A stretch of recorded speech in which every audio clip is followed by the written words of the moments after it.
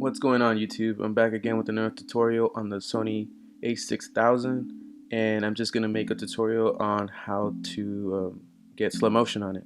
So it's pretty easy. Let me just do a quick cut to get a closer look on this.